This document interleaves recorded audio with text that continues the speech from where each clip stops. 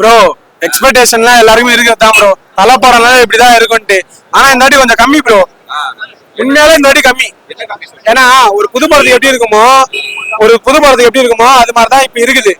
ஆனா ரீ ரிலீஸ்ன்றதால சில கட்டுப்பாடுகள் விதிச்சிருக்காங்க. மோல் அடிக்க கூடாது, டிஜே கிடையாது, செலிப்ரேஷன் எல்லாம் கிடையாதுன்ட்டு. அதையும் மீறி தான் ரசிகர்களாக நாங்க தான் இப்ப பார்த்து இது எல்லாமே பண்ணிருக்கிறது நாங்க மட்டும்தான்.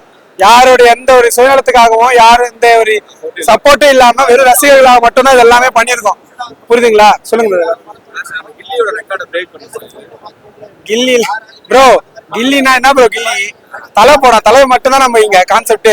புரியுதுங்களா? வேற எந்த ஹீரோ யாரு விட மோதினாலும் தலை மட்டும்தான். துணிவு வாரிசு பார்த்திருப்பீங்களே, போட விட்டோமா அதே மாதிரி யாரு படம் வந்தாலும் தலை கிட்ட மோதினா தள்ளிதான் போகணும், இல்லைன்னா ஓட விட்டுருவோம். தெரிக்க விட்டுருப்போம். தெரிய அவ்வளவுதான். தெரிக்க விடலாமான்னு தலை சொன்ன மாதிரி தெரிக்க விட்டு ஓட விட்டுருப்போம். அதை அதுக்கப்புறம் அவங்க ஐயோ அம்மான்னு அழ வேண்டியதுதான். இல்ல ப்ரோ, அது பண்ண மாட்டேன். நம்ம ஆசைப்பட்டாலும் அது நடக்காது. பட் நடந்தா நல்லா இருக்கும், அவ்வளவுதான். ப்ரோ நடிகர் அஜித் குமார்ன்ற ஒரு பேர் போய் பத்மபூஷன் அஜித் குமார்னு ஒரு பேர் வந்த காரணமே அந்த ரேசிங் தான்.